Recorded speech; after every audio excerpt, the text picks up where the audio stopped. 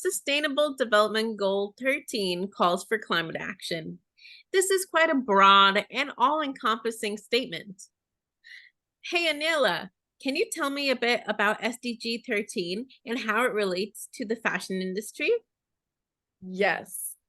The goal specifically calls on the world to take urgent action to combat climate change and its impacts. At this point, most of us know the impacts humans are having on the environment, and if you don't know the details and facts, you are surely experiencing the cascading impacts of human civilization and industry and climate change. The entire Earth is experiencing the effects of climate change, leading to negative economical and human health and well-being implications, not to mention threats to biodiversity, water supply, soil, water and air quality, our oceans, global temperature, and beyond. Goal 13 highlights our urgent need for climate action on a global scale, specifically targeting vulnerable regions and investment in technology and infrastructure for sustainable development. The fashion industry is a large contributor to climate impacts. From the energy and water the entire supply chain consumes, the pollution it emits, the resources and land and people it both uses and impacts, the list goes on. This isn't to demonize the industry. I mean, we all wear clothes, and many people, like myself, love fashion. That said, the fashion industry could be a bit more fashionable if it had positive impacts on the environment. So, what does SDG specifically call for? Goal 13 highlights the importance of resilience and adaptive capacity to climate related threats and natural disasters globally. It calls for the integration of climate change measures into policies, planning, and strategies, and the promotion of mechanisms to support such planning and management. The goal also calls for improved education, awareness raising, and human and institutional capacity to support such climate mitigation, adaptation, impact reduction, and early warning measures. Developing countries and vulnerable regions are specifically targeted by this SDG as they are threatened by climate impacts to a greater extreme without the technology and infrastructure to combat such impacts. Again, highlighting the importance of resilience and adaptive capacities for all societies. That's great to know. I know that the apparel industry accounts for 8 to 10% of the world's greenhouse gas emission. Over 50% of these emissions come from fiber production, which is around 15%, yarn preparation, which is around 28%, and dyeing and finishing, which is around 36%.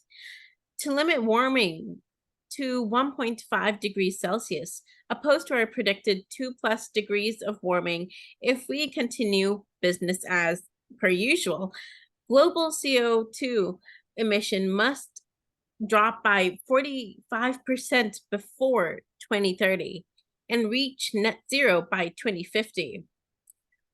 The fashion industry is a large contributor to emissions, pollution, and energy use. Why exactly is this so important if it's not already clear? Yes, so the impacts of climate change affect all of us. They affect our environment, our economies, our ways of life, and threaten the stability of our life on Earth. If we want to work with the natural systems of Earth, adapt to mitigate the changes we've already made, and sustain life on Earth without facing catastrophic impacts of climate change, we must change how we treat the Earth. The fashion industry impacts our environment and climate in many ways, as mentioned in previous videos. It produces mass quantities of waste, toxic and environmentally degrading pollution, greenhouse gas emissions. In short, the fashion industry's ecological footprint is absurd. Okay, so how can the fashion industry adapt along with the world to meet Goal 13? The environmental cost of fashion is high, and to mitigate these costs, we must look at each and every way the fashion industry impacts the environment, from extraction to transportation to production, manufacturing, and all of the processes in between, to retail, consumer, and waste. First of all, the system is linear. If we want to significantly reduce waste, the industry must adopt more circular frameworks to mitigate the amount of textile waste entering landfills and incinerators. Take-back programs, resale, and upcycling are all circular solutions, and we need more.